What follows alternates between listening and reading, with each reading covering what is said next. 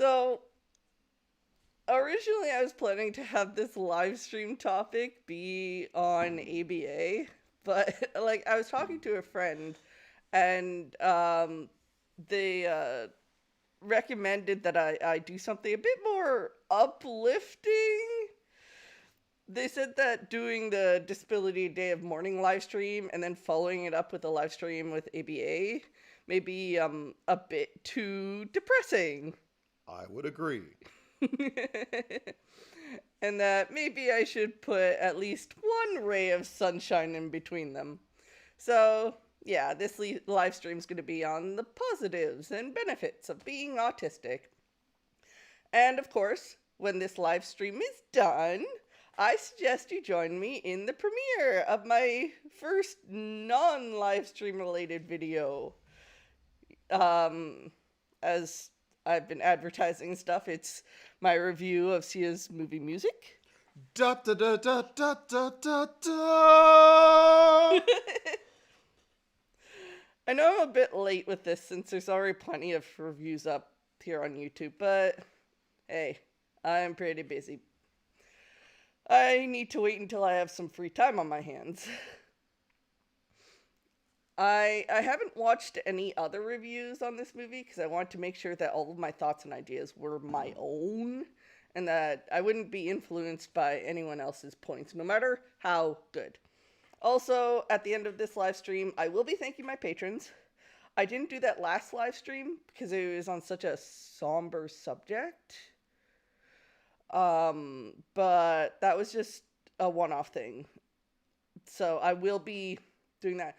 I am going to warn you with the video, the audio is quiet. I did an oopsie. So, yes, A plus, Kaifanas. But yeah, I'm still figuring out balancing and stuff like that. So, yeah, it's pretty quiet. Usually I have like my microphone when I'm live streaming like right in my face. Whereas in the video it's not. I'm like on my couch and stuff with a couple of my stuffed animals behind me. And I had to keep it kind of away from me because I flail my arms a lot and I kept hitting the microphone. But if I do this again, I shall learn how to do it better. But anyways, on to the actual topic.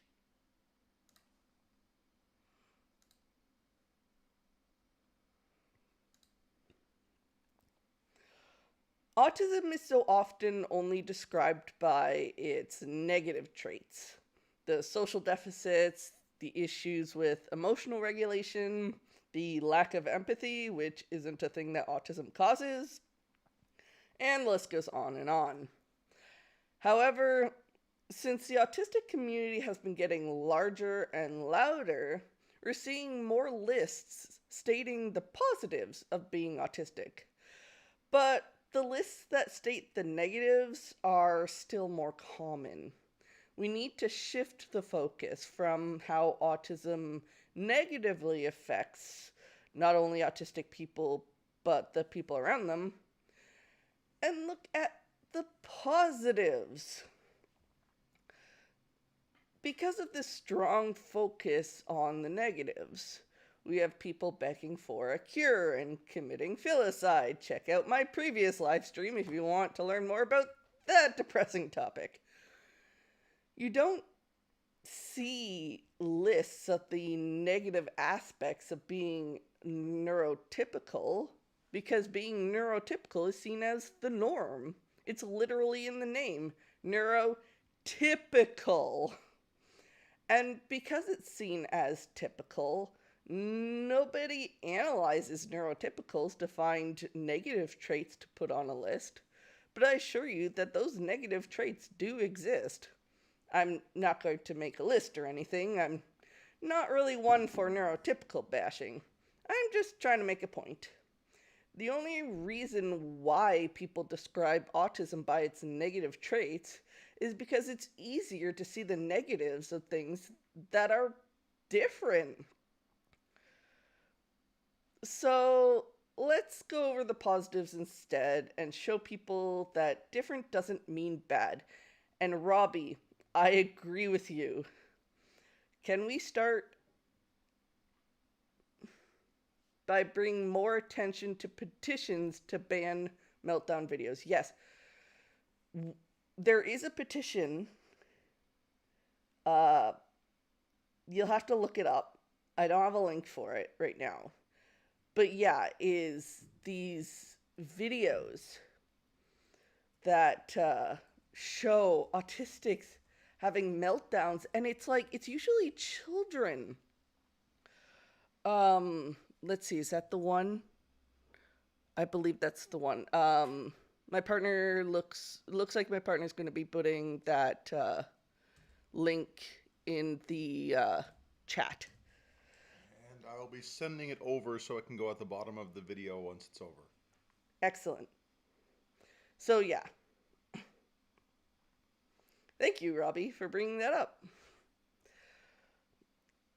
So, on to the positives. I think one trait that can sometimes be seen as a negative, but should be seen as a positive, would be our honesty. Our tact isn't always the greatest, but you can't say we're not honest. It's common for neurotypicals to hide certain truths for a multitude of reasons.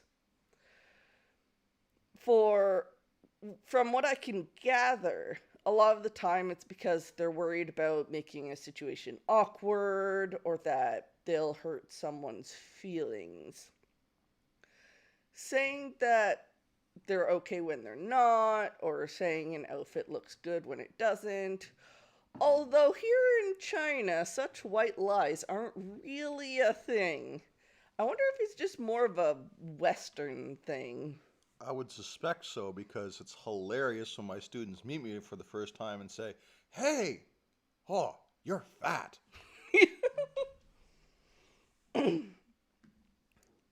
Either way, it took time for my partner to realize that when I said I was fine, or that something they did was fine, I meant it.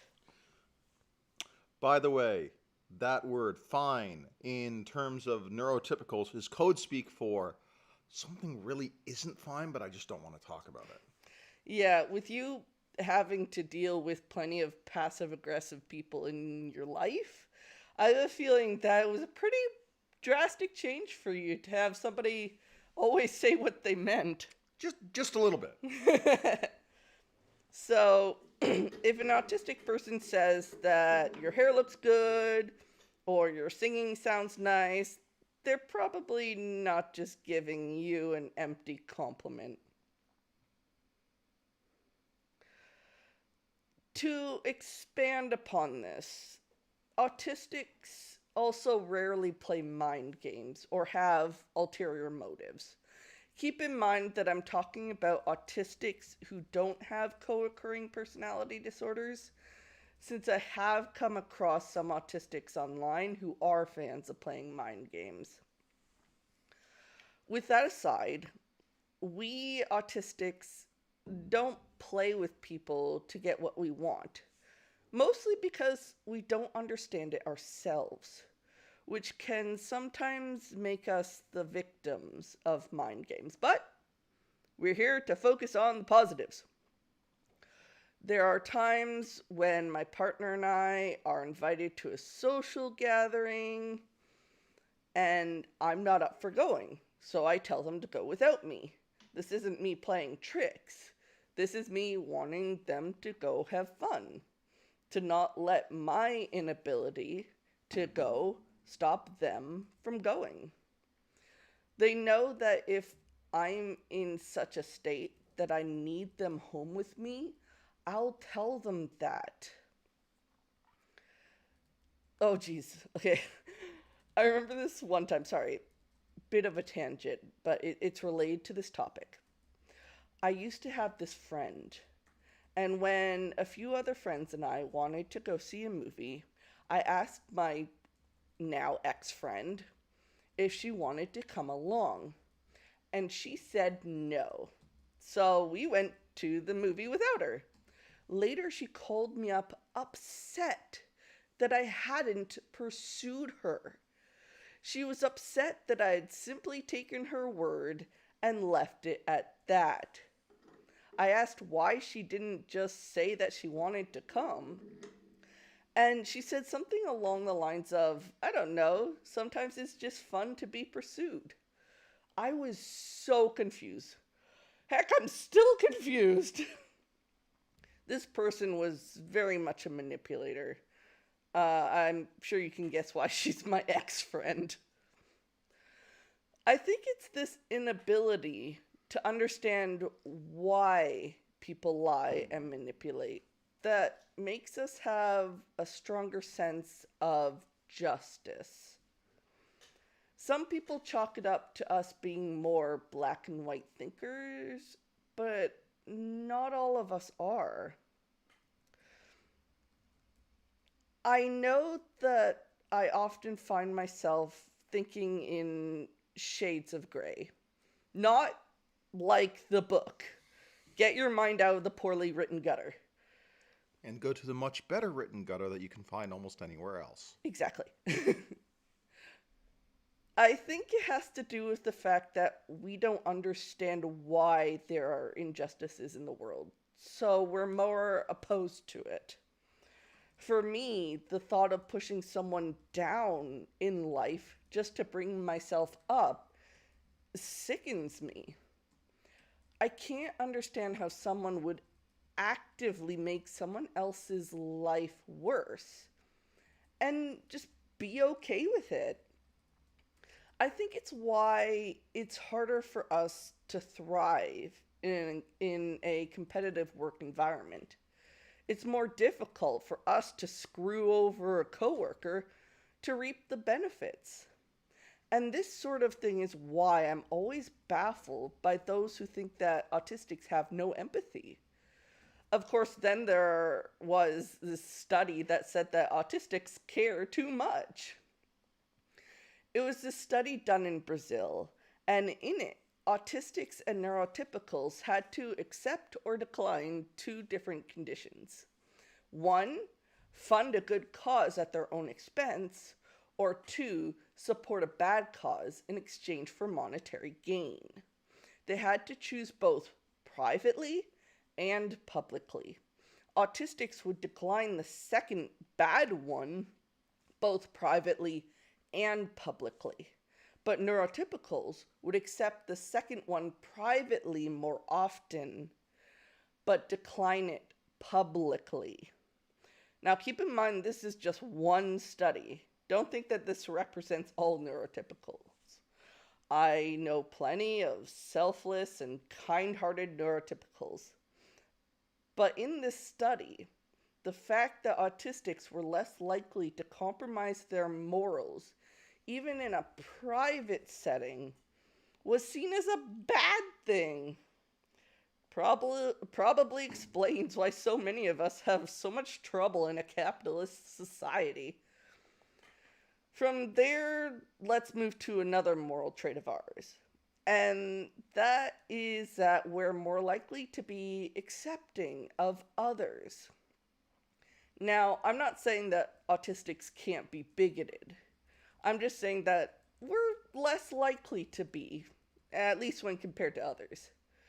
We're less likely to judge someone because of their looks, social class, sexuality, gender, etc., etc., etc. We care about who you are as a person. I don't know if this is because of our empathy or because we know what it's like to be judged and how much it hurts.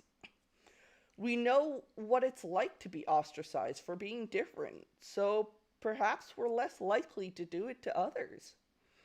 However, I think the most driving factor behind this is our lack of interest with societal rules. Yes, some of us mask, but that's less to do with wanting to fit in and more to do with avoiding ridicule. We're more likely to ignore what everyone else is doing and just do our own thing. When I was in junior high, I always wore these bright orange shoes. I got teased a lot because of them, but I didn't care. I loved them. I miss those shoes. I've never cared about the latest trends or what's popular. There's just so many other more important things for me to talk about. Like unlocking the final expansion to my stronghold on Drummond Cast in Star Wars The Old Republic. That thing costs 1,000,000 credits! I've been hearing about this daily for a while now. But it's this lack of caring about what society thinks that makes us more open to friendships with those who society looks down upon, like they do with us. We're more we're more accepting of those in the LGBTQ plus community because so many of us are in that community. We're more accepting of disabled people because so many of us are disabled. There are things that happen in the autistic community that drive me up the wall because they seem like they're based on arbitrary rules, like gatekeeping self-diagnosed autistics, or getting angry at someone because they prefer to be called a person with autism. I understand that most of us prefer identity first language. It's what I prefer. But what do we as a community gain when we attack others in our community because of what language they use to identify themselves? Not others in the community, just themselves. I could understand if they were trying to force others to use person first language, like what some neurotypicals will do. But that's not what's happening. I recently got flack for using person first language in my comic to better illustrate a point. It's the comic about gendered autism that I recently posted. And the final panel has the woman in the comic saying, "I don't have male autism, I have my autism." It was to show that this woman's autistic experience was specific to her and her alone. Why is this phrasing a problem? I think this is mostly an issue with the Facebook autistic community because that's the only time people come after me for it. Like, seriously, I lost followers over this. Just a couple. It's not like I got full on,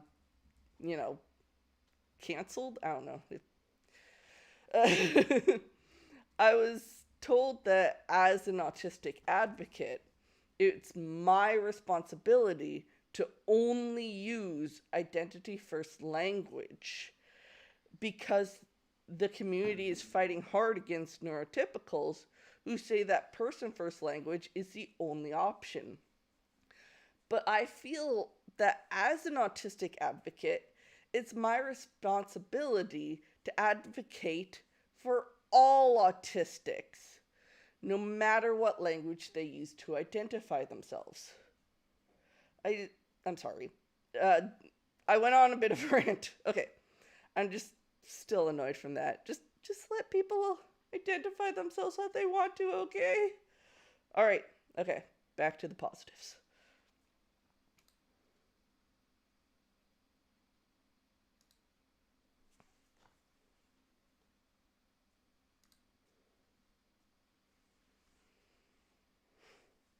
Academic benefits, scholastic benefits, intellectual benefits, whatever you want to call it. It's the benefits that aren't connected to the social aspects of life. One of the many reasons why I don't like the term low functioning autistic is because it causes people to assume that they don't have any of these benefits. That they're not smart enough to, which is completely untrue. To start with, we are often experts when it comes to our special interests and hyperfixations. I know for some of us that information may not be useful. I mean, in what world is the information that Sailor Saturn's hobby is collecting lamps useful? But the amount that I've learned about autism, because my comic has become a special interest, is astounding. Not only does it help me learn more about myself, but I'm able to relay that information to others through my comic. How many amazing discoveries have come about because of an autistic and their special interest? Pokemon was created because the creator is an autistic whose special interest as a kid was catching beetles and having them fight. For those who don't know, this is a common form of entertainment in Japan. We become experts in our field, whether that field already existed or if we had to completely create a new one. The amount that autistics have contributed to the world we live in now is astounding. It's not just from our special interests, but also our tendency to see the world from a different angle. It's more common for autistics to look at the little details instead of the big picture. But it's amazing how much can be missed when you only look at a situation from far away as a whole. When you get up close and look at every little detail, there's so much there. And this is true for painting, computer engineering, writing, biology, and just observing the world around us. Experts have speculated that some of our greatest inventors were autistic by taking notice of their behaviors, by reviewing writings from them and about them. It's all well and good to know if something's working, but to be able to take it apart and look at all the finer details to see how it works gives one so much more insight. There are IT companies that hire autistics specifically to help find issues with their software that others can't. Instead of focusing on whether a program is working or not, they're more likely to look at the finer details to see how it all works. And it's from there that bugs can be found. It's really interesting how our minds work. Sometimes they go where no one else thought to go. We come up with ideas no one would ever have thought of. We have a different approach to things and often have incredible imaginations. Tim Burton is a self-diagnosed autistic, and I can believe it. Look at some of his original works: Beetlejuice, Edward Scissorhands, Corpse Bride. Are you really surprised that it was an autistic who came up with these ideas? Personally, my ability of looking at the world differently actually helps me with making my comics. I remember reading comments saying how people were impressed at my ability to take complex situations and simplifying them down to, at most, 6 panels. I hadn't even realized that that was what I was doing until it was pointed out. Robbie, Nightmare Before Christmas was not made by Tim Burton. It was produced by him. It was actually written and directed by somebody else. Sorry. The best way to describe my thinking process when it comes to making my comics is looking at a situation, taking it apart, looking at each piece, and seeing which ones are most important to address. Then I put those specific pieces together, refine the idea, then give it form. And I didn't even consciously realize that I was doing this until I actually stopped to think about how I do it. Oh, Robbie, don't apologize. I fully believe that I'm able to do this because I'm autistic. Instead of looking at the full picture, I methodically look at the finer details. Take the information I need from those finer details and relay that information to all of you. The methodical approach to situations is another positive trait that autistics have. Going step by step and looking at each step. It's like putting together IKEA furniture. You have those who read the instructions, carefully go over each one, and those who throw the instructions away and just wing it. Autistics are more likely to be in the first group. I think this is why I'm much better at baking than I am at cooking. Give me a baking recipe, and I can get it right the first time. I've been making double layer cakes since I was 13.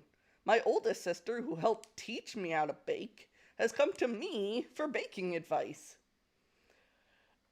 But if you want me to cook, I need instructions. I need a recipe. Even then, I can still mess it up. It was my partner who actually taught me how to cook. I knew how to make pasta. That's basically it. Yeah, that is true. I still remember the very first pork chop you ever cooked for me, It was sad and shriveled because it was cooked too long. and But dry. hey, you are amazing now. And that was 11 years ago, so I mean, come on. Yeah. I also need to have cooked a dish several times, gotten it right several times before I feel at all comfortable with messing with the recipe. Even if it's something as simple as switching oregano for basil. With us more likely to look at things closer and in a more methodical way, it makes our observational skills better. We're more likely to see what others wouldn't. We're also more likely to watch more closely and take more mental notes. We don't just we also don't just observe with our eyes. With our sensory differences, some of our senses may actually be heightened. Autistics often have better hearing and have a harder time blocking out background noises. Because of this, we're more likely to pick up noises others would have either blocked out or not even been able to hear at all. For me, it's my sense of touch. I can feel imperfections on a surface really easily, and it actually takes a lot of willpower to ignore them. The downside to this is that my eczema makes me itchy, and every itch is bad enough that it must be scratched right now. Another positive trait that can help immensely in an academic field is our ability to laser focus on something when we're motivated to do so. While there are times that I just can't focus on anything, there are times that when I'm focused on something, it's like nothing else exists. I throw myself into my task so thoroughly. I'm not affected by distractions, and as such can get more done and have it come out better than if I wasn't super focused. The ability to just let the world around you fade away so it's just you and whatever you're doing, is not only useful, it can be relaxing. Sometimes getting completely lost in my work can be pretty zen. I also find that if I'm researching something and I'm in this state, I retain a lot more information. And that information retention is another positive trait. Usually, I have a terrible short term memory. I'm talking an absolutely atrocious short term memory. If I want to remember something, I have to make a note of it. However, my long term memory is pretty fantastic. When I was around 5 years old, there was this knitted tiger hood that I used to wear all the time. And I still remember how the wool yarn felt against my face. I remember so much from sounds to sights to feelings from years ago. And when something is a hyperfixation and I want to learn absolutely everything about it, I'll remember most of that stuff too. You tell me a phone number, and I'll forget most of it the second you finish telling it to me. But you asked me how old Darth Maul was during Phantom Menace, I got you. He was 22. He's actually 3 years younger than Obi-Wan, but that's not exactly important right now. Well, it is to me, but probably not to many other people. The final trait that I want to bring up is our tenacity. When we're motivated, we don't give up nearly as easily. If I want to know something, I'll research the heck out of it and keep going until I'm satisfied. As a kid, if I didn't know something, I'd ask my dad. And if my dad didn't know, we'd go find out together. We had like an entire set of an encyclopedia, until the internet happened.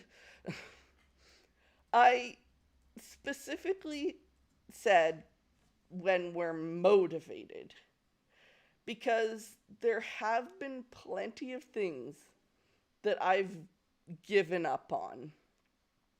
So many story ideas and projects, even my education.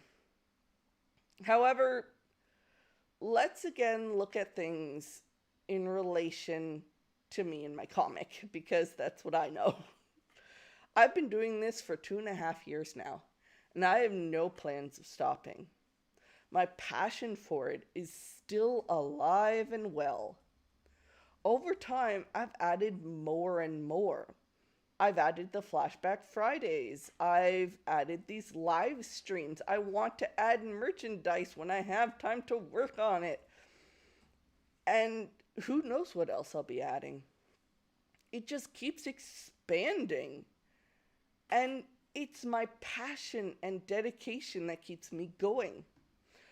Also, the response from all of you. Not going to lie. All of the positive feedback and encouragement helps sustain me.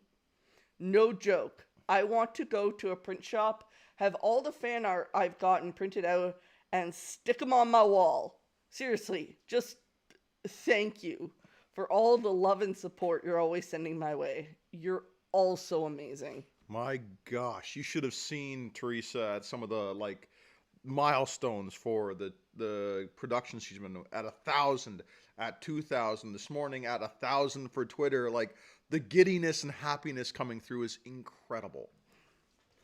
I remember when I got my first fan art, I cried. And then the person quickly made a sketch of me crying over my first fan art. It was very cute. So cute.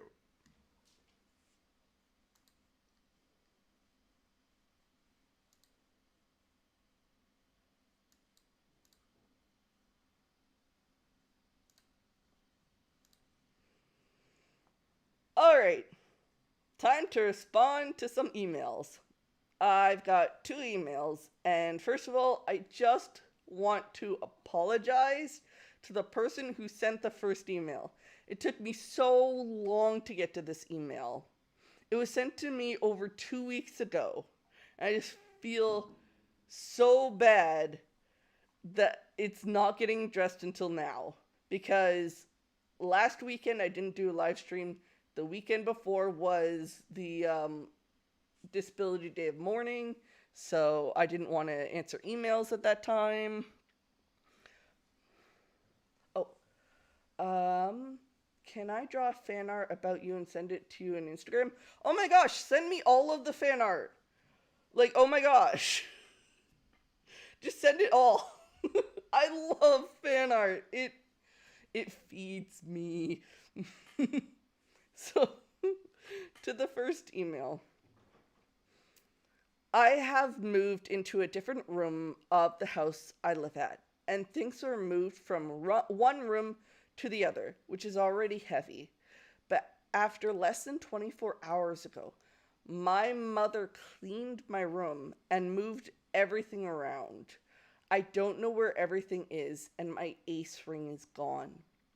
If you could please address or stress the importance of change to autistic people, people with autism, people on the spectrum, and that this behavior of having someone do this to you or your property is absolutely wrong to do. That it's not a good thing to do. And yeah, like, yeah, don't do this. It's not just that autistics don't like change and it can cause a lot of stress, but suddenly not being able to find something can send us into a panic. I know that that's happened to me. I put something somewhere safe, I go to look for it, it's not there, and I go into full on panic mode that won't stop until I find it, or I wear myself out. And I just devolve into a crying mess. Not to mention that a major change had just happened, which, with the person who wrote the email, which would have an autistic already on edge. To have things moved around and missing would be more than enough to push someone past the tipping point. If you want to move our stuff or use it or clean it up or just change something in our living space or life, please ask us if it's okay. Don't just go do it without letting us know. So often we have to prepare ourselves for change. And if it happens without any warning, it's so incredibly stressful for us. The only time I would say to do something like this is if the mess in their room or space is generating mold or attracting insects, is some sort of health hazard, and they refuse it to clean it themselves. But in that case, at least tell them you're going to clean it. But if there's no health hazard, there's no other reason to do it aside from you want to do it, then just don't. I don't care how messy our space is. I don't care how much it bugs you. Just let us live in our chaos. What you may not realize is that it may be organized chaos. When I was a teenager, you could barely see the floor of my bedroom, but I knew exactly where everything was. So don't just spring this kind of thing on us, especially without warning. It's stressful, it can be panic-inducing, it's just downright disrespectful. Respect a person's space, even if that person is your child. Everyone, no matter their age or neurotype, they and their space deserve respect. Robbie, what are your thoughts on the Dream SMP? I don't know what that is. The second email, which thankfully hasn't been waiting 2 weeks for a response, says, I'm a really big fan of your comics. They really helped me feel better and proud of the fact that I'm autistic. So thank you for that. Oh, thank you. I have two questions. Do most autistic people have a lot of uh, struggle focusing, or is it just me? Also, I too want to start a webtoon series. Do you have any tips? You are really inspirational. First of all, you're incredibly sweet. I really appreciate that. Secondly, struggling to focus is very common with autistics, as well as people with ADHD. I've certainly had issues with focusing on a task. I'll be working on my comic and I'll find myself switching to something every 5 minutes or having my mind wander and I just end up staring blankly at my screen. Or me. Sometimes that can be slightly unsettling when I'm doing something else, look over, and I just have this blank look at me. It's like, oh, yes? You're just so nice to look at. I accept the compliment. Is something... If something is related to a hyperfixation, it can be... If something isn't related to a hyperfixation, it can be incredibly hard for me to focus on it. No matter how hard I try, it always feels like a losing battle. So yeah, it's definitely not just you.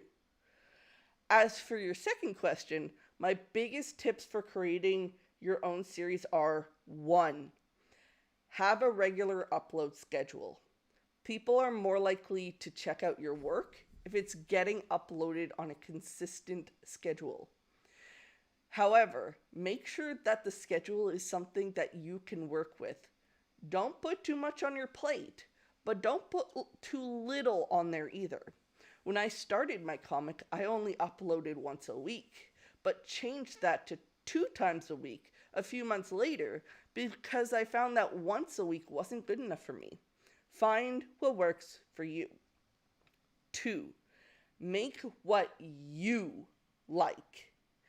If you only create something in hopes that it'll get popular, but you don't like it or you aren't passionate about it, you'll lose interest, and making more content will be such a struggle.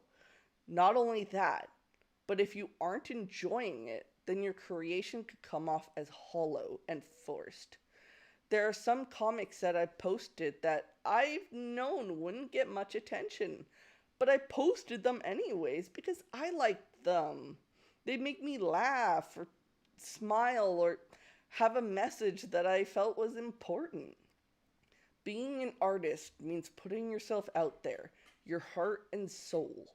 If you don't put your heart and soul into your work will have no heart or soul. And 3, this one is incredibly important. It's okay to not be perfect. It's okay if there's an error, or you're late with an upload, or you need to take time off. You need to take care of yourself, both mind and body. Self-care is important, and I've found that when you're your own worst critic, it can be easy to get down on yourself, to see your work as not good enough, or to call yourself lazy because you're too tired to create. There are people who look at us artists and creators and see us as laid-back slackers. But this stuff is hard. It can really wear you down. And when it does, take care of yourself. I hope these tips helped, and I hope some people out there learn to not just spring change onto autistics and move our stuff without permission.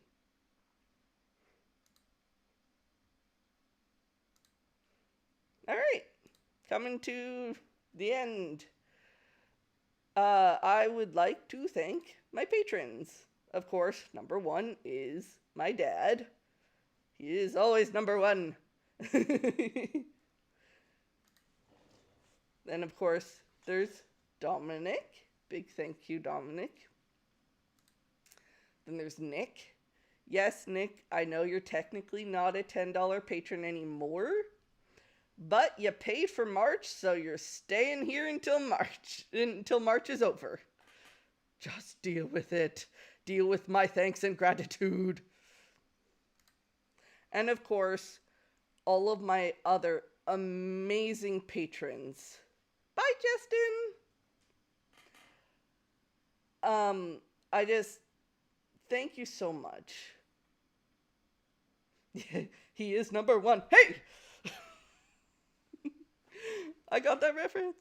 But yeah, just big thank you to all my patrons. You're all so amazing.